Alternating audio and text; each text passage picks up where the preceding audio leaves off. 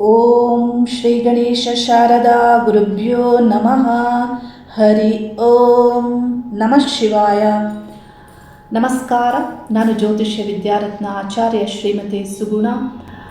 August ಮಾಸದಲ್ಲಿ ಗ್ರಹಗಳ ಸ್ಥಿತಿ ಸಂಚಾರ 12 ರಾಶಿಗಳಿಗೆ ಗೋಚಾರ ಫಲಗಳನ್ನು ತಿಳಿಸ್ತಾ ಇದ್ದೇನೆ.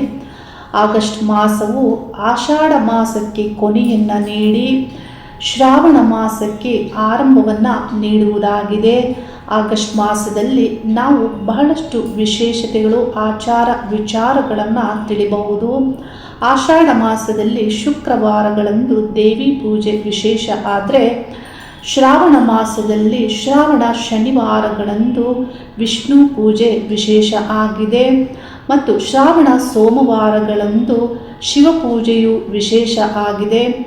ಈ ಮಾಸದಲ್ಲಿ ವಿಶೇಷವಾಗಿ ನಾಗರ ಪಂಚಮಿ, ಮಂಗಳ ಗೌರಿ ವ್ರತ ಮತ್ತು ವರಮಹಾಲಕ್ಷ್ಮಿ ವ್ರತ ಆಚರಣೆ ಇವೆಲ್ಲವನ್ನು ನಾವು ಆಚರಿಸ್ತೇವೆ. ಈ ಮಾಸವು ವಿಶೇಷವಾದಂತಹ ಮಾಸವೂ ಆಗಿದೆ, ಶ್ರಾವಣ ಮಾಸ. ಆಗಸ್ಟ್ ಮಾಸದಲ್ಲಿ ಗ್ರಹಗಳ ಗೋಚಾರ ಸಂಚಾರ ಸ್ಥಿತಿ ಫಲಗಳನ್ನು ತಿಳಿದುಕೊಳ್ಳುವ ಮೊದಲು ಹಿಂದಿನ ಮಾಸಗಳಲ್ಲಿ ದೇವತಾ ಶಕ್ತಿಯ ಸಂಬಂಧಪಟ್ಟಂತೆ ಕೆಲವು ವಿಷಯಗಳ ಮಾಹಿತಿಯನ್ನು ನಾನು ನಿಮಗೆ ತಿಳಿಸಿದ್ದೆ. ಅದರ ಸಂಬಂಧಪಟ್ಟಂತೆ ಈ ಮಾಸದಲ್ಲಿ ಕೆಲವು ಮಾಹಿತಿಗಳನ್ನು, ಅನುಭವದಲ್ಲಿ ಇರುವಂತಹ ವಿಷಯವನ್ನು ನಾನು ತಿಳಿಸ್ತಾ ಇದ್ದೇನೆ. ಕಳೆದ 15-20 ದಿನಗಳ ಹಿಂದೆ ಬಂದಂತಹ ವ್ಯಕ್ತಿಗಳಲ್ಲಿ ನಾನು ಗಮನಿಸಿದಂತಹ ವಿಷಯಗಳ ಬಗ್ಗೆ ನಾನು ತಿಳಿಸ್ತಾ ಇದ್ದೇನೆ. ಕೆಲವು ಸಂದರ್ಭದಲ್ಲಿ ಕೆಲವರು ದೇವಕೋಪಕ್ಕೆ ಒಳಗಾಗ್ತಾರೆ. ದೇವಕೋಪ ಯಾಕೆ, ಹೇಗೆ ಬರುತ್ತೆ ಅನ್ನೋದನ್ನು ನೀವಿಲ್ಲಿ ತಿಳಿಬೇಕು. ಈ ಮಾಸವು ಹರಿಹರರಿಗೆ ಭೇದವಿಲ್ಲದೆ ಪೂಜಿಸಲ್ಪಡುವಂಥ, ಪ್ರಾರ್ಥಿಸಲ್ಪಡುವಂತಹ ಮಾಸವೂ ಆಗಿರೋದ್ರಿಂದ ಅದರ ಸಂಬಂಧಪಟ್ಟಂತೆ ಒಂದು ಅನುಭವವನ್ನು ತಿಳಿಸ್ತಾ ಇದ್ದೇನೆ. ಒಬ್ಬ ವ್ಯಕ್ತಿ ನನಗೆ ಕೆಲವೇ ದಿನಗಳ ಹಿಂದೆ ಸೋಮವಾರದಂದು ಕರೆ ಮಾಡ್ತಾರೆ. ಮಧ್ಯಾಹ್ನದ ನಂತರದಲ್ಲಿ ಅವರು ಕರೆ ಮಾಡ್ತಾರೆ. ನನ್ನೊಂದಿಗೆ ಮಾತಾಡಿ ಅವರು ಕರೆ ಕಟ್ ಮಾಡ್ತಾರೆ. ಮತ್ತೆ ಕರೆ ಮಾಡಿ ಅಪಾಯಿಂಟ್ಮೆಂಟ್ ಕೇಳ್ತಾರೆ. ನಾನು ತಕ್ಷಣಕ್ಕೆ ಯಾರಿಗೂ ಅಪಾಯಿಂಟ್ಮೆಂಟನ್ನು ಕೊಡೋದಿಲ್ಲ. ಆದರೆ ಆ ವ್ಯಕ್ತಿಯ ಮಾಡಿದಂತಹ ಆ ಕಾಲ ಮತ್ತು ಆ ವಾರವನ್ನು ನೋಡಿ ನೀವು ನಾಳೆ ಬನ್ನಿ ಅನ್ನೋದನ್ನು ನಾನು ತಿಳಿಸ್ತೇನೆ. ಅವರು ಬರುವ ದಿನ ಮಂಗಳವಾರ ಆಗಿರುತ್ತೆ. ಅವರ ಬೇರೆ ಯಾವ ಡೀಟೇಲ್ಸ್ ಗೊತ್ತಿರೋದಿಲ್ಲ, ಹೆಸರು ಮತ್ತು ಸ್ಥಳ ಮಾತ್ರ ಗೊತ್ತಿರುತ್ತೆ. ಬೆಂಗಳೂರಿಂದ ಬಂದಿರ್ತಾರೆ. ಆ ವ್ಯಕ್ತಿಯ ಡೇಟ್ ಆಫ್ ಬರ್ತ್ ಕೂಡ ನನಗೆ ಅವರು ಕೊಟ್ಟಿರೋದಿಲ್ಲ, ಹೊಸ ಪರಿಚಯ ಆಗಿರುತ್ತೆ. ಆ ವ್ಯಕ್ತಿ ಬರುವಾಗ ಫಲ, ಪುಷ್ಪ, ತಾಂಬೂಲ ಸಹಿತವಾಗಿ ಮಂಗಳ ವಸ್ತುಗಳನ್ನು ಹಿಡಿದು, ಅರಿಶಿನ, ಕುಂಕುಮ, ಬಳೆ, ವಸ್ತ್ರಗಳನ್ನು ಹಿಡಿದು ನನ್ನ ಕಚೇರಿಯನ್ನು ಪ್ರವೇಶ ಮಾಡ್ತಾರೆ. ಬಂದಂತಹ ಆ ವ್ಯಕ್ತಿ ನನ್ನ ಮುಂದೆ ಕುಳಿತುಕೊಳ್ತಾರೆ. ಮೊದಲ ಹಂತದಲ್ಲಿ ಪ್ರಾರ್ಥನೆಗೆ ನಾನು ಮುಂದಾಗ್ತೇನೆ. ದೇವತಾ ಪ್ರಾರ್ಥನೆಯನ್ನು ಮಾಡುವಂತಹ ಆ ಕಾಲದಲ್ಲಿ ಅವರ ಹಿಂದೆ ನನಗೆ ದೃಶ್ಯ ಕಾಣುತ್ತೆ. ಆ ದೃಶ್ಯ ನನಗೆ ಅವರು ಹೊತ್ತು ತಂದಂತಹ ಭಾಗ್ಯವೂ ಆಗಿರುತ್ತೆ. ಏಕಕಾಲದಲ್ಲಿ ಶ್ರೀ ಮಹಾವಿಷ್ಣು ಮತ್ತು ಶಿವ ಇಬ್ಬರನ್ನ ಸರಿಸಮಾನವಾಗಿ ಅವರ ಹಿಂದೆ ನಾನು ನೋಡ್ತೇನೆ. ನನಗೆ ಸ್ವಲ್ಪ ದ್ವಂದ್ವ ಆಗುತ್ತೆ. ಏಕೆಂದರೆ ಸಾಮಾನ್ಯವಾಗಿ ಒಂದು ದೇವತೆಗಳು ಬಂದಾಗ ನಮಗೆ ಅವರ ಇಷ್ಟ ದೇವರು, ಕುಲದೇವರು, ಮನೆ ದೇವರು, ಹೀಗೆ ಕ್ಲಾರಿಟಿ ಸಿಗುತ್ತೆ. ಸರಿಸಮಾನವಾಗಿ 2 ದೇವತೆಗಳು ಬಂದು ನಿಲ್ಲುವಾಗ ನಾನು ಕಣ್ಣು ತೆರೆದು ಅವರನ್ನು ಪ್ರಶ್ನಿಸ್ತೇನೆ.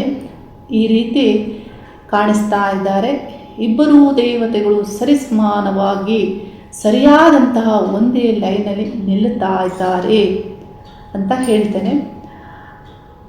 ಆಗ ಅವರು ಹೇಳ್ತಾರೆ, ನೀವು ನೋಡಿದ್ದು ಸರಿಯಾಗಿದೆ. ಅವರಿಬ್ಬರು ನಮ್ಮ ಮನೆ ದೇವರು ಹರಿಹರೇಶ್ವರ ಅಂತ ಹೇಳ್ತಾರೆ. ಬಹಳ ಸಂತೋಷ ಆಗುತ್ತೆ. ಹರಿಹರರನ್ನು ನೋಡಿದಂತಹ ಭಾಗ್ಯ ನನ್ನದು. ಆ ಸೆಕೆಂಡ್ಸಲ್ಲಿ ಶಿವ ಸ್ವಲ್ಪ ಟರ್ನ್ ಮಾಡಿ ಮುಖವನ್ನು ತಿರುಗಿಸ್ತಾರೆ. ಮತ್ತೆ ನಾನು ಅವರಿಗೆ ಹೇಳ್ತೇನೆ, ಶಿವ ಹೀಗೆ ತಿರುಗುತ್ತಿರುವುದಕ್ಕೆ ಕಾರಣ ಏನು ಅಂತ ಕೇಳ್ತೇನೆ ಅವರಿಗೆ. ಅವರು ಹೇಳ್ತಾರೆ, ಯಾವಾಗಲೂ ಸಂಕಲ್ಪ ಮಾಡಿ ಎಲ್ಲ ಕೆಲಸ ಕಾರ್ಯಗಳನ್ನು ಮಾಡ್ತೇನೆ, ಎಲ್ಲಿಗೆ ಹೋಗಬೇಕಾದ್ರೂ ಶಿವನಿಗೆ ಪ್ರಾರ್ಥಿಸಿ ಹೋಗ್ತೇನೆ, ಆದರೆ ಇವತ್ತು ನಾನು ಮಾಡಿಲ್ಲ, ನನಗೆ ಬೇಸರವಿದೆ ಅನ್ನೋದನ್ನು ತಿಳಿಸ್ತಾರೆ. ದೇವರ ಬಗ್ಗೆಯೇ ಇವರಿಗಿರುವಂತಹ ಬೇಸರವನ್ನು ಅವರು ತಿಳಿಸ್ತಾರೆ. ಇದಕ್ಕೆ ಕಾರಣ ಏನು ಅನ್ನೋದನ್ನು ಅವರು ತಿಳಿಸ್ತಾರೆ ನನಗೆ. ನೋಡಿ, ಇಲ್ಲಿ ಆ ದೇವರಿಗೆ ಆದಂತಹ ಒಂದು ಬೇಸರ, ಅಲ್ಲಿ ಏನಾಗುತ್ತೆ, ಆ ದೇವಕೋಪಕ್ಕೂ ಕಾರಣ ಆಗುತ್ತೆ. ಅವರು ತಿಳಿಸ್ತಾರೆ, ಅವರ ಹಿಂದಿನ ವರ್ಷಗಳಲ್ಲಿ, ಕೆಲವು ವರ್ಷಗಳ ಹಿಂದೆ ಅವರಿಗಿದ್ದಂತಹ ಮಹತ್ವದ ಗುರಿ ಏನು ಅಂದರೆ, ಒಂದು ಒಳ್ಳೆಯ ಕೇಂದ್ರವನ್ನು ಆರಂಭಿಸಿ ಜನರಿಗೆ ಅನುಕೂಲ ಆಗುವಂತೆ ಅನ್ನದಾನವನ್ನು ಮಾಡಬೇಕು ಮತ್ತು ಆಧ್ಯಾತ್ಮಿಕವಾಗಿ ಗುರುತಿಸಿಕೊಳ್ಳುವಂಥ ವ್ಯಕ್ತಿಗಳು ಅಲ್ಲಿ ವಾಸ ಇರಬೇಕು, ಮಠ ಆಶ್ರಮದಂತೆ ನಿರ್ಮಾಣ ಮಾಡಬೇಕು ಅನ್ನುವಂತಹ ಆ ಮಹತ್ವಾಕಾಂಕ್ಷೆಯಿಂದ ಅವರು ಕೆಲವು ವರ್ಷಗಳ ಹಿಂದೆ ಅದನ್ನು ಆರಂಭಿಸ್ತಾರೆ. ಬೆಂಗಳೂರಿನ ಹೆಸರುಘಟ್ಟ ರೋಡ್ನಲ್ಲಿ ಆರಂಭಿಸ್ತಾರೆ. ಆರಂಭಿಸಿದಂತಹ ಆ ಸ್ಥಾನಕ್ಕೆ ನೋಡಿ, ಅಲ್ಲಿ ಏನೇ ನಡಿಬೇಕು ಅಂದರೂ ಒಬ್ಬರು ಗುರು ಬೇಕಾಗ್ತಾರೆ. ಹಾಗಾಗಿ ಒಬ್ಬ ವ್ಯಕ್ತಿಯನ್ನು ಗುರುವನ್ನಾಗಿ ನೇಮಕ ಮಾಡ್ತಾರೆ. ಅವರು ಸನ್ಯಾಸಿಯ ವಸ್ತ್ರಧಾರಣೆಯನ್ನು ಮಾಡುವಂತೆ ನಾನು ಚಿತ್ರಣಗಳಲ್ಲಿ ಅವರು ತೋರಿಸಿದಾಗ ನಾನು ನೋಡಿರುವಂಥದ್ದು. ನೋಡಿ, ಇದು ನಡೀತಾ ಇರುತ್ತೆ. ಅಲ್ಲಿ ಕೆಲವು ವಿಷಯಗಳಲ್ಲಿ ಅವರಿಗೆ ಸರಿ ಬರೋದಿಲ್ಲ. ಆಗ ಕೆಲವು ವರ್ಷಗಳ ನಂತರ ಅದನ್ನು ನಿಲ್ಲಿಸಬೇಕಾಗಿ ಬರುತ್ತೆ. ಅಲ್ಲಿದ್ದಂತಹ ಮುಖ್ಯ ವಸ್ತುಗಳನ್ನು ತಂದು ಮನೆಯಲ್ಲಿ ಇರಿಸ್ತಾರೆ. ಆ ಸ್ಥಳವನ್ನು, ಆ ಪ್ರಾಪರ್ಟಿ ಏನಿರುತ್ತೆ, ಆ ಬಿಲ್ಡಿಂಗ್ ಏನು ಮಾಡಿರ್ತಾರೆ, ಅದನ್ನು ಅವರು ಮಾರಾಟವನ್ನು ಮಾಡ್ತಾರೆ. ಆ ವ್ಯಕ್ತಿಗೆ ಹೇಳ್ತಾರೆ, ಕೆಲವು ವಿಷಯಗಳು ಸರಿ ಬರದ ಕಾರಣ, ನೀವು ಬದಲಾಗದೆ ಇರುವುದಕ್ಕೆ ಕಾರಣ, ಈ ಕಾರಣದಿಂದಾಗಿ ಇದನ್ನು ನಾನು ನಿಲ್ಲಿಸ್ತಾ ಇದ್ದೇನೆ, ನೀವು ನಿಮ್ಮ ಜೀವನವನ್ನು ನೋಡಿಕೊಳ್ಳಿ ಅಂತ. ನೋಡಿ, ಅಲ್ಲಿ ಕ್ರಿಯೇಟ್ ಆದಂತಹ ಎನರ್ಜಿ, ಇದನ್ನು ನೀವು ತಿಳಿಬೇಕು. ಅಲ್ಲಿ ದೇವತಾ ಬೇಸರ, ದೇವತಾ ಕೋಪಕ್ಕೆ ಇದು ಕಾರಣ ಆಗುತ್ತೆ. ವ್ಯಕ್ತಿಗಳ ದೋಷ ಏನು ಮಾಡೋದು? ಈ ಕಲಿಯುಗದಲ್ಲಿ ವ್ಯಕ್ತಿಗಳನ್ನು ಆಯ್ಕೆ ಮಾಡುವಾಗ ಬಹಳಷ್ಟು ಜಾಗರೂಕತೆಯನ್ನು ನೀವು ತೆಗೆದುಕೊಳ್ಬೇಕಾಗತ್ತೆ. ಒಂದು ಸಂಸ್ಥೆ ಅಂತ ಬಂದಾಗ ಅಲ್ಲಿ ಪಾರ್ಟ್ನರ್ಸ್ ಇರ್ತಾರೆ. ಆ ಪಾರ್ಟ್ನರ್ಸ್ ಪ್ರತಿಯೊಬ್ಬರಲ್ಲಿಯೂ ಸ್ವಾರ್ಥ ಭಾವನೆ ಇರುತ್ತೆ, ಕಾಂಪಿಟೇಟಿವ್ ಆಗಿ ಇರ್ತಾರೆ. ಅಲ್ಲಿ ಕಳ್ಳರೇ ಇರಬಹುದು, ಕಾಮಕರೇ ಇರಬಹುದು. ನೋಡಿ, ಇಂಥೆಲ್ಲ ವಿಷಯಗಳಿಂದ ಈ ಕಾಲದಲ್ಲಿ ಒಂದು ಮಠವನ್ನು ನಡೆಸುವುದು, ಒಂದು ಮಂದಿರವನ್ನು ನಡೆಸುವುದು, ಒಂದು ವಿದ್ಯಾಸಂಸ್ಥೆಯನ್ನು ನಡೆಸುವುದು, ಇದೆಲ್ಲವೂ ಒಂದು ರೀತಿಯ ಕಠಿಣವೇ ಆಗಿದೆ. ಈ ಕಾಲದಲ್ಲಿ ಅಲ್ಲಲ್ಲಿ ನಾವು ವಿಷಯಗಳನ್ನು ನೋಡ್ತಾ ಇದ್ದೇವೆ. ಈ ಕಾರಣದಿಂದ ಅವರು ಅದನ್ನು ನಿಲ್ಲಿಸ್ತಾರೆ.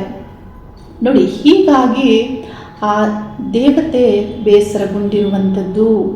ಇಲ್ಲಿ ಈ ವಿಷಯ ಏನೇ ಆಗಿದ್ದರೂ ನೀವು ವ್ಯಕ್ತಿಗಳನ್ನು ಹೇಗೆ ಆಯ್ಕೆ ಮಾಡಿಕೊಳ್ಬೇಕು ಅನ್ನೋದು ನಿಮಗೆ ಆ ಗಮನ ಇರಬೇಕಾಗುತ್ತೆ, ಸರಿಯಾದ ಗಮನ.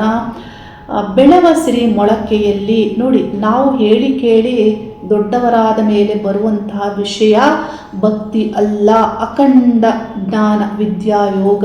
ಆ ಅಖಂಡವಾದಂತಹ ಆ ವಿದ್ಯಾಜ್ಞಾನ ಯಾರಲ್ಲಿ ಇರುತ್ತೆ ಮತ್ತು ಈ ಒಂದು ಭೂಮಿ ಲೋಕದಲ್ಲಿ ಇರುವ ಸಕಲ ಜೀವಿಗಳನ್ನು ಯಾರು ಭಕ್ತಿ ಪ್ರೇಮದಿಂದ, ಯಾರು ಕರುಣಾಭಾವದಿಂದ, ಯಾರು ಸಕಲದಲ್ಲಿಯೂ ಈಶ್ವರಿಯನ್ನು ಯಾರು ತಿಳಿತಾರೆ ಅಂಥ ವ್ಯಕ್ತಿಯನ್ನು ನೀವು ಆಯ್ಕೆ ಮಾಡಿಕೊಳ್ಬೇಕಾಗುತ್ತೆ. ಅಂದರೆ ನೋಡಿ, ಅಲ್ಲಿ ಕಾಮವೇ ನಿರ್ಮಾಣ ಆಗೋದಿಲ್ಲ, ಅಲ್ಲಿ ಭೇದವೇ ನಿರ್ಮಾಣ ಆಗೋದಿಲ್ಲ, ಅಲ್ಲಿ ಸ್ವಾರ್ಥವೇ ನಿರ್ಮಾಣ ಆಗೋದಿಲ್ಲ. ಯಾಕೆ ಅಂದರೆ ಸಕಲ ಜೀವಿಗಳಲ್ಲಿಯೂ ಈಶ್ವರನನ್ನು ನೋಡುವಾಗ ಅವರಿಗೆ ನೋಡಿ, ಅಲ್ಲಿ ಕಾಮ ಅಂದರೆ ಇನ್ನೊಬ್ಬ ವ್ಯಕ್ತಿಯಿಂದ ಆ ಕಾಮವನ್ನು ಅನುಭವಿಸುವುದೆಲ್ಲಿ, ಅವರಲ್ಲಿಯೂ ನಾನೇ ಇದ್ದೀನಿ ಅಂದ ಮೇಲೆ, ಅವರಲ್ಲಿಯೂ ನಾನೇ ಇದ್ದೇನೆ ಅಂದ ಮೇಲೆ ಸ್ವಾರ್ಥ ಎಲ್ಲಿ, ಲೆಕ್ಕಾಚಾರವೆಲ್ಲಿ, ಇವೆಲ್ಲವೂ ಬರುವುದಿಲ್ಲ. ಅಂತಹ ವ್ಯಕ್ತಿಗಳನ್ನು ನೀವು ಗುರುತಿಸಿ ಅವರನ್ನು ನೇಮಕ ಮಾಡಬೇಕಾಗತ್ತೆ. ನೋಡಿ, ಶ್ರೀ ಆದಿಶಂಕರಾಚಾರ್ಯರಲ್ಲಿ ನಾವು ಬಾಲ್ಯದಿಂದ ಇದ್ದಂತಹ ಆ ಅಪಾರವಾದಂತಹ ಶಿವಭಕ್ತಿ, ಅಲ್ಲಿ ರಾಮಕೃಷ್ಣ ಪರಮಹಂಸರಲ್ಲಿ ಬಾಲ್ಯದಲ್ಲಿ ಇದ್ದಂತಹ ಆ ದೇವತಾ ಭಕ್ತಿ, ಅಂದರೆ ಇವರೆಲ್ಲರಲ್ಲಿಯೂ ಯಾರೂ ತುಂಬಿದ್ದಲ್ಲ, ಯಾವ ಕಾಲದಲ್ಲಿಯೋ ಬಂದಿದ್ದು ಅಲ್ಲ, ಅದು ಬೆಳವ ಸಿರಿ ಮೊಳಕೆಯಲ್ಲಿ ಅನ್ನುವಂತೆ ಆ ಬಾಲ್ಯದಿಂದಲೇ ಅದು ಆರಂಭ ಆಗಿತ್ತು. ಅದಕ್ಕೆ ಅವರು ಹಾಗೆಯೇ ಇದ್ದರು, ಅದೇ ಸ್ಥಾಪಿತವಾಗಿತ್ತು ಅವರಲ್ಲಿ. ಬುದ್ಧ ದೇವರನ್ನು ನೀವು ನೋಡ್ಬೋದು, ಗೌತಮ ಬುದ್ಧರನ್ನು ಅವರು ಮಧ್ಯ ಜೀವನದಿಂದ ಧ್ಯಾನಸ್ಥರಾಗಿರುವುದು ಇವೆಲ್ಲವನ್ನು ನೋಡ್ಬೋದು. ಆದರೂ ಅವರಂತೆ ಆಗಬೇಕು ಅಂದರೆ ನೋಡಿ, ಅದೇ ಅವರು ಆಗಬೇಕಾಗುತ್ತೆ. ನಾವು ಹೇಳಿ ಕೇಳಿ ನೋಡಿ ವೇಷ ಧರಿಸಿದ ತಕ್ಷಣದಲ್ಲಿ ಅವರು ಆ ಸ್ಥಾನಕ್ಕೆ ಯೋಗ್ಯರಾಗಿರೋದಿಲ್ಲ. ಇಲ್ಲಿ ಏನಾಗುತ್ತೆ, ಒಂದು ಮಂದಿರವನ್ನು ಸ್ಥಾಪಿಸ್ತೀರಾ, ಇನ್ನೊಬ್ಬ ವ್ಯಕ್ತಿ ಬರ್ತಾರೆ, ಅವರು ಯಾವುದೋ ಒಂದು ದೋಷದ ಒಂದು ಪರಿಣಾಮವಾಗಿ ಆ ದೋಷ ನಿವಾರಣೆಗಾಗಿ ಅವರು ದೇವಾಲಯವನ್ನು ಕಟ್ಟಿಸ್ತಾರೆ. ಆದರೆ ಆ ವ್ಯಕ್ತಿ ಒಳ್ಳೆಯ ಒಂದು ಗೌರ್ಮೆಂಟ್ ಉದ್ಯೋಗದಲ್ಲಿ ಇರುವ ಕಾರಣ ಆ ದೇವಾಲಯದಲ್ಲಿ ನಿತ್ಯ ಪೂಜೆ ಮಾಡಲು ಸಾಧ್ಯವಾಗೋದಿಲ್ಲ, ಅಲ್ಲಿಗೆ ಹೋಗೋದಕ್ಕೆ ಸಾಧ್ಯವಾಗೋದಿಲ್ಲ. ಅಲ್ಲಿ ಅವರು ಪುರೋಹಿತರನ್ನು ನೇಮಕ ಮಾಡಿಲ್ಲ. ಆ ದೇವಾಲಯದಲ್ಲಿ ದೇವಿಯ ಪೂಜೆ ನಿತ್ಯ ಆಗಬೇಕಾಗತ್ತೆ. ಅದೇನಾಗುತ್ತೆ, ಅಲ್ಲಿ ದೋಷವು ನಿರ್ಮಾಣ ಆಗುತ್ತೆ. ಇನ್ನೊಬ್ಬರು ವ್ಯಕ್ತಿ ಬರ್ತಾರೆ, ಅವರು ಹೇಳ್ತಾರೆ, ನಮ್ಮ ಮನೆಯಲ್ಲಿ 2-3 ಸಾವಾಗಿದೆ. ಅಂದರೆ ಅಲ್ಲಿರುವಂತಹ ವಿಷಯಗಳ ಬಗ್ಗೆ ಅವರು ತಿಳಿಸ್ತಾರೆ. ಅವರ ಮನೆಯಲ್ಲಿ ಮಾಡ್ತಾ ಇದ್ದಂತಹ ಪೂಜಾ ವಸ್ತುಗಳೆಲ್ಲವನ್ನು ತೆಗೆದುಕೊಂಡು ಹೋಗಿ ಅವರು ನೀರಿಗೆ ಬಿಟ್ಟಿರ್ತಾರೆ. ಅಂದರೆ ಶ್ರೀಚಕ್ರ, ಇನ್ನಿತರ ವಿಷಯ ವಸ್ತುಗಳನ್ನೆಲ್ಲ ಬಿಟ್ಟಿರ್ತಾರೆ. ನೋಡಿ, ಅಲ್ಲಿ ಆಗುವಂತಹ ದೋಷಗಳು, ದೇವತಾ ಕೋಪಕ್ಕೆ ನೀವು ಒಳಗಾಗಬೇಕಾಗತ್ತೆ. ಈ ರೀತಿ ಆಗಬಾರದು. ಮಠ ಮಂದಿರಗಳನ್ನು ಕಟ್ಟಿದರೆ ನೀವು ಆ ದೀರ್ಘಕಾಲದವರೆಗೆ 100 ವರ್ಷಗಳಾದರೂ ಅದನ್ನು ಹೇಗೆ ಕಾಪಾಡುವುದು, ಆ ಎನರ್ಜಿಗೆ ಬೇಕಾಗುವಂತಹ ರಕ್ಷೆಯನ್ನು ನೀವೇ ನೀಡಬೇಕಾಗತ್ತೆ. ನೋಡಿ, ಒಂದು ಮಂದಿರವನ್ನು ಕಟ್ಟಿ ಕೆಲವು ದಿನಗಳ ಕಾಲ ಪೂಜೆ ಮಾಡಿ ಅದನ್ನು ಹಾಗೆ ಬಿಟ್ಟುಬಿಡ್ತಾರೆ. ಅದರಂತೆ ನಾವು ಕರ್ನಾಟಕದಲ್ಲಿ ಎಷ್ಟೋ ದೇವಾಲಯಗಳನ್ನು ನೋಡ್ಬೋದು. ಈ ರೀತಿಯೆಲ್ಲ ಮಾಡಬಾರ್ದು.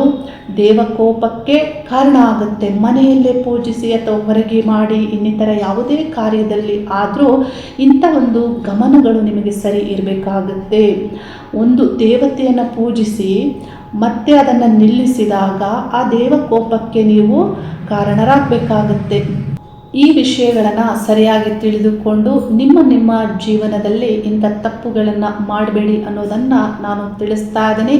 ಇನ್ನು ಸಿದ್ಧಿ ದೇವತೆಗಳ ಬಗ್ಗೆ ಆಗಾಗ ನನ್ನಲ್ಲಿ ಪ್ರಶ್ನೆ ಮಾಡ್ತಾ ಇರ್ತಾರೆ ಜನರು. ಇದರ ಸಂಬಂಧಪಟ್ಟಂತೆ ನೆಕ್ಸ್ಟ್ ವಿಡಿಯೋದಲ್ಲಿ ನಾನು ತಿಳಿಸಿಕೊಡ್ತೇನೆ. ಮುಂದಿನ ಮಾಸದಲ್ಲಿ, ಆಗಸ್ಟ್ ಮಾಸದಲ್ಲಿ ಗ್ರಹಗಳ ಗೋಚಾರ ಸಂಚಾರದಲ್ಲಿ ಗ್ರಹಗಳಲ್ಲಿಯೇ ಮುಖ್ಯ ಗ್ರಹವಾಗಿರುವಂತಹ ಸೂರ್ಯಗ್ರಹ ಕಟಕ ರಾಶಿಯಲ್ಲಿ ಮತ್ತು ಸಿಂಹ ರಾಶಿಯಲ್ಲಿ ಸಂಚಾರ, ಬುಧ ಗ್ರಹ 4 ದಿನಗಳ ಕಾಲ ಮಿಥುನ ರಾಶಿಯಲ್ಲಿ, 19 ದಿನಗಳ ಕಾಲ ಕಟಕ ರಾಶಿಯಲ್ಲಿ, ಕೊನೆ ವಾರದಲ್ಲಿ ಬುಧ ಗ್ರಹ ಸಿಂಹ ರಾಶಿಯನ್ನು ಪ್ರವೇಶಿಸಿ ಅಲ್ಲಿ ಸಂಚಾರವನ್ನು ಆರಂಭಿಸ್ತಾರೆ. ಶುಕ್ರ ಗ್ರಹ ಬಹುಪಾಲು ಮೊದಲನೇ ವಾರದಿಂದಲೇ ಕನ್ಯಾ ರಾಶಿ ನೀಚ ರಾಶಿಯಲ್ಲಿ ಸಂಚರಿಸ್ತಾರೆ. ಕುಜ ಗ್ರಹ ಮೊದಲನೇ ವಾರದಿಂದಲೇ ಮಿಥುನ ರಾಶಿಯನ್ನು ಪ್ರವೇಶಿಸಿ ಅಲ್ಲಿ ಸಂಚರಿಸ್ತಾರೆ. ಶನಿ ಗ್ರಹ ವಕ್ರ ಸಂಚಾರ ಈಗಾಗಲೇ ಆರಂಭಿಸಿದ್ದು ಮೀನ ರಾಶಿಯಲ್ಲಿ ಸಂಚರಿಸ್ತಾರೆ. ಗುರುಗ್ರಹ ಕಟಕ ರಾಶಿಯಲ್ಲಿ ಸಂಚರಿಸ್ತಾರೆ. ರಾಹು ಕೇತು ಗ್ರಹಗಳು ಕುಂಭ ರಾಶಿ ಸಿಂಹ ರಾಶಿಯಲ್ಲಿ ಸಂಚರಿಸ್ತಾರೆ. ಗ್ರಹಗಳ ಸಂಚಾರ ಈ ರೀತಿ ಇದೆ. 12 ರಾಶಿಗಳಿಗೆ ಗ್ರಹಗಳ ಗೋಚಾರ ಫಲಗಳನ್ನು ತಿಳಿಸ್ತಾ ಇದ್ದೇನೆ. ಮೇಷರಾಶಿಯವರಿಗೆ ಆಗಸ್ಟ್ ಮಾಸದಲ್ಲಿ ರಾಶ್ಯಾಧಿಪತಿ ಕುಜಗ್ರಹ ತೃತೀಯ ಸ್ಥಾನ ಮಿಥುನ ರಾಶಿಯನ್ನು ಪ್ರವೇಶ ಮಾಡಿ ಅಲ್ಲಿ ಸಂಚಾರ ಮಾಡುವಂತಹ ಕಾಲ ಆಗಿದೆ. ಆ ಸ್ಥಾನವು ಪ್ರಯತ್ನ ಸ್ಥಾನ, ಧೈರ್ಯ ಸ್ಥಾನವು ಆಗಿರೋದ್ರಿಂದ ಧೈರ್ಯವಾಗಿರ್ತೀರಾ. ಪ್ರಯತ್ನ ಸ್ಥಾನ, ಈ ಸ್ಥಾನದಿಂದ ಕುಜಗ್ರಹ 6ನೇ ಸ್ಥಾನ ಮತ್ತು 9ನೇ ಸ್ಥಾನ ಮತ್ತು 10ನೇ ಸ್ಥಾನವನ್ನು ವೀಕ್ಷಣೆ ಮಾಡೋದ್ರಿಂದ ನೀವು ಹಾರ್ಡ್ ವರ್ಕ್ ಮಾಡ್ತೀರಾ. ವೃತ್ತಿಯಲ್ಲಿ ನೀವು ಯಾವುದೇ ಕೆಲಸ ಕಾರ್ಯಗಳನ್ನು ಮಾಡ್ತಾ ಇದ್ರು ಆ ವಿಷಯ ಸಂಬಂಧಪಟ್ಟಂತೆ ಹಾರ್ಡ್ ವರ್ಕ್ ಮಾಡ್ತೀರಾ, ಎಫರ್ಟ್ ಹಾಕ್ತೀರಾ. ಅದೃಷ್ಟ ಭಾಗ್ಯಸ್ಥಾನವನ್ನು ವೀಕ್ಷಣೆ ಮಾಡೋದ್ರಿಂದ ಅದೃಷ್ಟಕ್ಕಾಗಿ ಪ್ರಯತ್ನವನ್ನು ಪಡ್ತೀರಾ. 10ನೇ ಸ್ಥಾನವನ್ನು ವೀಕ್ಷಣೆ ಮಾಡೋದ್ರಿಂದ ಉದ್ಯೋಗ, ಗೌರವ ಮತ್ತು ಉನ್ನತಿಗಾಗಿ ಪ್ರಯತ್ನವನ್ನು ಪಡ್ತೀರಾ. ಕುಜನ ಪ್ರಭಾವ ಈ ಮಾಸದಲ್ಲಿ ಈ ಸ್ಥಾನಗಳಿಗೆ ಇದೆ. ಈ ಮಾಸದಲ್ಲಿ ಶನಿ ಗ್ರಹ ವಕ್ರ ಸಂಚಾರ ಮಾಡ್ತಾ ಇರೋದ್ರಿಂದ, ಈಗಾಗಲೇ ಆರಂಭಿಸಿರೋದ್ರಿಂದ ನಿಮಗೆ 7.5 ಪ್ರಭಾವ ತಾತ್ಕಾಲಿಕವಾಗಿ ತಡೆ ಆಗುತ್ತೆ. 4-5 ತಿಂಗಳ ಕಾಲ ಶನಿ ವಕ್ರ ಸಂಚಾರ ಆರಂಭ ಮಾಡಿರೋದ್ರಿಂದ ನಿಮಗೆ ಬಹು ಕೆಲಸ ಕಾರ್ಯಗಳಲ್ಲಿ ಮುಂದುವರಿಯುವಂತೆ ಇತರ ಗ್ರಹಗಳ ಪ್ರಭಾವ ಆಗಲಿದೆ. ಶನಿ ವಕ್ರ ಸಂಚಾರದಿಂದ ಸ್ವಯಂ ನಿಮ್ಮ ಭಾವನೆಗಳನ್ನು ಅಂತರ್ಮುಖಿಯಾಗಿ ಆತ್ಮಾವಲೋಕನ ಮಾಡಿಕೊಳ್ಳುವಂತಹ ಈ ಒಂದು ಕಡೆಗೆ ನೀವು ತಿರುಗಿಸಿಕೊಳ್ತೀರಾ. ಮತ್ತು 4ಥ ಸ್ಥಾನದಲ್ಲಿ ಸ್ಟ್ರಾಂಗ್ ಆಗಿ ಗುರು, ಸೂರ್ಯ ಮತ್ತು ಬುಧ ಗ್ರಹಗಳ ಸಂಯೋಗ ಈ ಮಾಸದಲ್ಲಿ ಆಗ್ತಾ ಇರೋದ್ರಿಂದ ಈ ಗ್ರಹಗಳು ನಿಮಗೆ ಏನು ಪ್ರಭಾವವನ್ನು ಮಾಡುತ್ತವೆ ನೋಡಿ. ಭಾಗ್ಯಾಧಿಪತಿ ಗುರುಗ್ರಹ ಅಂದರೆ ಹೈಯರ್ ಎಜುಕೇಷನ್ ಸ್ಥಾನಾಧಿಪತಿ, ಪಂಚಮಾಧಿಪತಿ ವಿದ್ಯಾಸ್ಥಾನಾಧಿಪತಿ ಸೂರ್ಯಗ್ರಹ, ಬುದ್ಧಿಗ್ರಹ ಬುಧಗ್ರಹ. ಈ ಗ್ರಹಗಳ ಕಂಜಕ್ಷನ್, ಈ ಗ್ರಹಗಳು ಸ್ಟ್ರಾಂಗ್ ಕಾಂಬಿನೇಷನ್ ಆಗಿ ಅಲ್ಲಿ ಯಾವ ಪ್ರಭಾವವನ್ನು ಕ್ರಿಯೇಟ್ ಮಾಡ್ತಾರೆ. ಶೈಕ್ಷಣಿಕವಾಗಿ ನಿರೀಕ್ಷೆಗಳು ನಿಮಗೆ ಇರುತ್ತೆ ಮತ್ತು ಅವಕಾಶಗಳಿಗಾಗಿ, ಭವಿಷ್ಯದ ಅವಕಾಶಗಳಿಗಾಗಿ ನಿರೀಕ್ಷೆಯನ್ನು ಮಾಡ್ತೀರಾ. ಯಾವುದೇ ವಿಷಯ ಆಗ್ಬೋದು, ಇದಕ್ಕಾಗಿ ನೀವು ಕಾಯುವಂತೆ, ನಿರೀಕ್ಷಿಸುವಂತೆ ಈ ಗ್ರಹಗಳ ಪ್ರಭಾವ ಆಗಲಿದೆ. ಈ ಸ್ಥಾನವು 4ಥ ಸ್ಥಾನ ಸುಖ ಸ್ಥಾನ ಆಗಿರೋದ್ರಿಂದ ಸುಖದ ಬಗ್ಗೆ ಯೋಚಿಸ್ತೀರಾ. ಮಾತೃಸ್ಥಾನ ಆಗಿರೋದ್ರಿಂದ ಮಾತೃವಿನಂತೆ ಮನೆಯವರನ್ನ, ಮನೆ ಸ್ಥಾನ ಆಗಿರೋದ್ರಿಂದ ಪೋಷಣೆ ಮಾಡ್ತೀರಾ. ತಾಯಿಯೊಂದಿಗೆ ಭಾವನಾತ್ಮಕವಾದ ಸಂಬಂಧ ಉತ್ಪತ್ತಿಯಾಗುತ್ತೆ. ತಂದೆಯೊಂದಿಗೆ, ತಂದೆ ಆ ಸ್ಥಾನಾಧಿಪತಿಯು ಅಲ್ಲಿ ಇರೋದ್ರಿಂದ, ಕಾರಕ ಗ್ರಹವು ಅಲ್ಲಿರೋದ್ರಿಂದ ತಂದೆಯ ವಿಷಯವು ಒಳ್ಳೆಯದೇ, ಆದರೆ ತತ್ವಗಳ ವ್ಯತ್ಯಾಸ ಇರಲಿದೆ. ಈ ರೀತಿ 4ಥ ಸ್ಥಾನದಲ್ಲಿ ಈ ಗ್ರಹಗಳು ಪ್ರಭಾವವನ್ನು ಸ್ಟ್ರಾಂಗ್ ಆಗಿ ಮಾಡಲಿದ್ದು, ಉದ್ಯೋಗದ ವಿಷಯ ಸಂಬಂಧಪಟ್ಟಂತೆ ಈ ಗ್ರಹಗಳು ನಿಮಗೆ ಯಾವೆಲ್ಲ ವಿಷಯಗಳಿಗೆ ಶುಭವನ್ನು ನೀಡ್ತಾರೆ, ಯಾವ ವಿಷಯಗಳಲ್ಲಿ ನಿಮಗೆ ಸಮಸ್ಯೆಗಳಿರುತ್ತೆ ಅಂದರೆ, ಸಾಮಾನ್ಯವಾಗಿ ದಶಮ ಸ್ಥಾನಾಧಿಪತಿ ವಕ್ರ ಆಗಿರೋದ್ರಿಂದ ಶನಿಗ್ರಹ ವಕ್ರ ಸಂಚಾರದಿಂದ ಯಾವ ಕೆಲಸವೂ ಸುಲಭವಿಲ್ಲ. Success in real estate field, property ಈ ಸಂಬಂಧಪಟ್ಟಂತೆ ಈ ಕ್ಷೇತ್ರಗಳಲ್ಲಿ ಸಕ್ಸಸ್ಸನ್ನು ಕೆಲವರು ಪಡೆದುಕೊಳ್ಳಬಹುದು.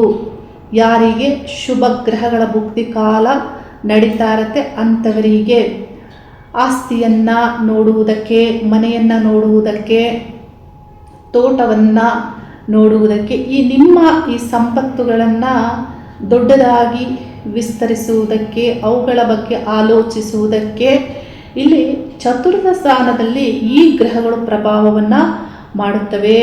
ಆದರೆ ಉದ್ಯೋಗ, ವ್ಯವಹಾರ, ಕೆಲಸ ಕಾರ್ಯಗಳಲ್ಲಿ ಸುಲಭ ಅಂತೂ ಇರೋದಿಲ್ಲ ಶನಿಗ್ರಹ ವಕ್ರ ಸಂಚಾರದಿಂದ. ಗೌರ್ಮೆಂಟ್ ಉದ್ಯೋಗಸ್ಥರಿಗೆ ಹೆಚ್ಚಿನ ಸಮಸ್ಯೆಗಳಿಲ್ಲ. ಸೂರ್ಯಗ್ರಹ 4ಥ ಸ್ಥಾನದಲ್ಲಿ ಸಂಚಾರ ಮಾಡ್ತಾ ಇರೋದ್ರಿಂದ ಸ್ವಂತ ಉದ್ಯೋಗವನ್ನು ಮಾಡುವವರಿಗೆ ಈ ಮಾಸವು ಅಷ್ಟು ಒಳ್ಳೆಯ ಫಲವನ್ನು ನೀಡೋದಿಲ್ಲ. ಶುಕ್ರ ನೀಚ ಆಗಿ ಸಂಚಾರ ಮಾಡ್ತಾ ಇರೋದ್ರಿಂದ ಪಾರ್ಟ್ನರ್ಶಿಪ್ ವಿಷಯಕ್ಕೂ ಅಷ್ಟು ಒಳ್ಳೆಯ ಫಲ ಇಲ್ಲ. ಧನಾಭಿವೃದ್ಧಿಗೂ ಹೆಚ್ಚು ಒಳ್ಳೆಯ ಫಲ ಇಲ್ಲ. ಲಾಭವು ಕಡಿಮೆ ಆಗುತ್ತೆ ಈ ಮಾಸದಲ್ಲಿ. ಶುಕ್ರ ಗ್ರಹ ಸೆಪ್ಟೆಂಬರ್ ಮಾಸದಲ್ಲಿ ಸಪ್ತಮ ತುಲಾರಾಶಿಯನ್ನು ಪ್ರವೇಶಿಸುವವರೆಗೆ ಸ್ವಂತ ವ್ಯಾಪಾರ ವ್ಯವಹಾರಗಳಲ್ಲಿ ಹಿನ್ನಡೆ ಆಗುತ್ತೆ. ಸರ್ಕಾರಿ ಉದ್ಯೋಗಸ್ಥರಿಗೆ ಸೂರ್ಯಗ್ರಹ 4ಥ ಸ್ಥಾನದಲ್ಲಿ ಗುರುವಿನೊಂದಿಗೆ ಸಂಚಾರ ಮಾಡೋದ್ರಿಂದ ಒಳ್ಳೆ ಫಲಗಳನ್ನೇ ಪಡೆದುಕೊಳ್ತೀರಾ ಗುರುವಿನಿಂದ. ಆದರೆ 17ನೇ ದಿನಾಂಕದ ನಂತರದಲ್ಲಿ ಸೂರ್ಯಗ್ರಹ ಸ್ವರಾಶಿ ಸಿಂಹರಾಶಿಯನ್ನು ಪ್ರವೇಶಿಸಿದ್ರೂ ಕೇತು ಗ್ರಹದೊಂದಿಗೆ ಮಕಾ ನಕ್ಷತ್ರದಲ್ಲಿ ಸಂಚರಿಸಬೇಕಾಗಿ ಬರೋದ್ರಿಂದ ಇಲ್ಲಿ ಕೇತು ಗ್ರಹ ಮತ್ತು ಸೂರ್ಯಗ್ರಹಗಳ ಈ ಕಂಜಕ್ಷನ್ ಶುಭ ಆಗಿರೋದಿಲ್ಲ. ಕೆಲವು ವಿಷಯಗಳಲ್ಲಿ ನಿಮಗೆ ತೃಪ್ತಿ ಇಲ್ಲದಂತೆ ನಡೆಯಬಹುದಾದಂತಹ ವಿಷಯಗಳು ನಡೆಯಬಹುದು. ಈ ರೀತಿ ಪಂಚಮ ಸ್ಥಾನದಲ್ಲಿ ಪ್ರಭಾವ ಆಗಲಿದೆ. ಶುಕ್ರ ಗ್ರಹ ನೀಚ ಆಗಿ ಸಂಚಾರ ಮಾಡ್ತಾ ಇರೋದ್ರಿಂದ ಯಾವ ಇಲ್ಲಿ ಪ್ರಭಾವ ಈ ಸ್ಥಾನದಲ್ಲಿ ಆಗುತ್ತೆ ಅಂದರೆ ಸಪ್ತಮಾಧಿಪತಿ ದ್ವಿತೀಯಾಧಿಪತಿ ಕುಟುಂಬದವರ ಮತ್ತು ಸಂಗಾತಿಯ ತಪ್ಪನ್ನ ಹುಡುಕ್ತೀರಾ. ನೀಚ ಆಗಿ ಶುಕ್ರ ಸಂಚಾರ ಮಾಡ್ತಾ ಇರೋದ್ರಿಂದ ನೋಡಿ, ಸಂಗಾತಿ ಅಥವಾ ಕುಟುಂಬದವರ ತಪ್ಪನ್ನ ಹುಡುಕಿ ಟೈಮ್ ವೇಸ್ಟ್ ಮಾಡಬೇಡಿ. ಮತ್ತು ಈ ಸ್ಥಾನದಲ್ಲಿ ಶುಕ್ರ ಸಂಚಾರ ಆಗುವಾಗ ವಿರೋಧಗಳು, ಅಂತರಗಳು ಹೀಗೆ ಆಗುವುದಕ್ಕೆ ಕುಟುಂಬ ಮತ್ತು ಸಂಗಾತಿಯೊಂದಿಗೆ ಶುಕ್ರನ ಪ್ರಭಾವ ಆಗಲಿದೆ. ಈ ಶುಕ್ರನನ್ನು ಕುಜಗ್ರಹವು ವೀಕ್ಷಿಸ್ತಾರೆ. ನಿಮ್ಮ ಸೇವಾ ವೃತ್ತಿ ಸ್ಥಾನದಲ್ಲಿಯೂ ಕೆಲಸ ಮಾಡುವಲ್ಲಿಯೂ ಏನಾದರೂ ಡಿಸ್ಟರ್ಬೆನ್ಸ್ ಆಗುವಂತೆ ಇಲ್ಲಿ ಶುಕ್ರ ಮತ್ತು ಕುಜಗಳ ಪ್ರಭಾವವು ಆಗಲಿದೆ. ಈ ವಿಷಯಗಳಲ್ಲಿ ಎಚ್ಚರಿಕೆಗಳನ್ನು ನೀವು ತೆಗೆದುಕೊಳ್ಬೇಕಾಗತ್ತೆ. ಇನ್ವೆಸ್ಟ್ಮೆಂಟ್ ಈ ಸಂಬಂಧಪಟ್ಟಂತೆ ಪಂಚಮ ಸ್ಥಾನದಲ್ಲಿ ಕೇತು ಗ್ರಹ ಸಂಚಾರ, ಈ ಗ್ರಹದೊಂದಿಗೆ ಬುಧ ಗ್ರಹ ಸಂಚಾರ 19 ದಿನಗಳ ಕಾಲ ಇರೋದ್ರಿಂದ ಇದರ ಸಂಬಂಧಪಟ್ಟಂತೆ ನಿಮಗೆ ಇನ್ವೆಸ್ಟ್ಮೆಂಟ್ ಸಂಬಂಧಪಟ್ಟಂತೆ ಲಾಸ್ ಆಗುವುದನ್ನೇ ಇಲ್ಲಿ ಸೂಚಿಸುತ್ತೆ. ಲಾಭ ಮತ್ತು ಸಪ್ತಮ ದ್ವಿತೀಯ ಸ್ಥಾನಾಧಿಪತಿಗಳು ಶುಭ ಇಲ್ಲದೆ ಕಾರಣ ಇಲ್ಲಿ ಲಾಸ್ ಆಗುವುದನ್ನೇ ಈ ಗ್ರಹಗಳ ಪ್ರಭಾವ ಮಾಡುತ್ತೆ. ಪ್ರೀತಿ ಪ್ರೇಮ ವಿಷಯದಲ್ಲಿಯೂ ಏನಾದರೂ ಅಂತರ ಆಗುವಂತೆ ಕೇತು ಮತ್ತು ಬುಧ ಪ್ರಭಾವ ಆಗಲಿದೆ. ಮಕ್ಕಳ ವಿಷಯದಲ್ಲಿಯೂ ಏನಾದರೂ ಬೇಸರ ಆಗುವಂತೆ, ರಿಲೇಷನ್ಶಿಪ್ ಪ್ರಾಬ್ಲಮ್ಗಳು ಈ ಮಾಸದಲ್ಲಿ ಆಗುವಂತೆ ಇಲ್ಲಿ ಮೇಷರಾಶಿಯವರಿಗೆ ಹೆಚ್ಚಾಗಿ ಗ್ರಹಗಳ ಪ್ರಭಾವ ಆಗ್ತಾ ಇವೆ. ಇವುಗಳಲ್ಲಿ ನೀವು ಎಕ್ಸ್ಟ್ರಾ ಕೇರನ್ನು ತೆಗೆದುಕೊಳ್ಬೇಕಾಗತ್ತೆ. ಇನ್ನು ಈ ಮಾಸದಲ್ಲಿ ಸಾಲವನ್ನೇನಾದರೂ ತೆಗೆದುಕೊಳ್ಬೇಕು ಅಂದರೆ 23ನೇ ದಿನಾಂಕದ ಒಳಗೆ ಅನುಕೂಲ ಆಗಬಹುದು. ಮನೆಗಾಗಿ ಸಾಲ, ಷಷ್ಠ ಸ್ಥಾನಾಧಿಪತಿಯಾಗಿ ಸಾಲದ ಸ್ಥಾನಾಧಿಪತಿಯಾಗಿ ಬುಧ ಗ್ರಹ ಯೋಗಕಾರಕ ಗ್ರಹಗಳೊಂದಿಗೆ ಸೂರ್ಯ ಮತ್ತು ಗುರುಗ್ರಹದೊಂದಿಗೆ ಸಂಚಾರ ಮಾಡೋದ್ರಿಂದ ಅನುಕೂಲ ಆಗಬಹುದು. ಅಥಾರಿಟಿವ್ ಗ್ರಹ ಈ ಸ್ಥಾನದಲ್ಲಿ ಸಂಚರಿಸುವಾಗ ಚತುರ್ಥ ಸ್ಥಾನದಲ್ಲಿ ಏನಾಗುತ್ತೆ, ಸ್ವಲ್ಪ ಹಠದಿಂದ ಪಡೆದುಕೊಳ್ಳುವಂತೆ ಪ್ರಭಾವ ಆಗುತ್ತೆ. ಉದ್ಯೋಗದಲ್ಲಿಯೂ ರಿಯಲ್ ಎಸ್ಟೇಟ್ ಫೀಲ್ಡಲ್ಲಿ ಯಾರೆಲ್ಲ ಇರ್ತೀರಾ ಅಂಥ ಒಂದು ಲಾಭದ ವಿಷಯಕ್ಕೂ ಒಳ್ಳೆಯದಾಗುವ ವಿಷಯಕ್ಕೂ ಇಲ್ಲಿ ಸೂರ್ಯ ಪ್ರಭಾವ ಹೇಗಿರುತ್ತೆ ಅಂದರೆ ಸ್ವಾಧೀನಪಡಿಸಿಕೊಳ್ಳೋದು ಅಂತ ಏನು ಹೇಳಲಾಗುತ್ತೆ. ಅಥಾರಿಟಿವ್ ಆಗಿ ಅಂದರೆ ಅಧಿಕಾರದಿಂದ ಅಂದರೆ ವಶಪಡಿಸಿಕೊಳ್ಳುವಂಥದ್ದು, ಸ್ವಾಧೀನಪಡಿಸಿಕೊಳ್ಳುವಂಥದ್ದು, ಈ ರೀತಿ ಇಲ್ಲಿ ಭೂಸ್ವಾಧೀನ ಅಂತ ಏನು ಹೇಳಲಾಗುತ್ತೆ. ಈ ರೀತಿ ಪ್ರಭಾವವನ್ನು ಸೂರ್ಯ ಮಾಡ್ತಾರೆ ಚತುರ್ಥ ಸ್ಥಾನದಲ್ಲಿ. ಹೀಗೆ ಆಗೋ ಸಾಧ್ಯತೆ ಇರುತ್ತೆ.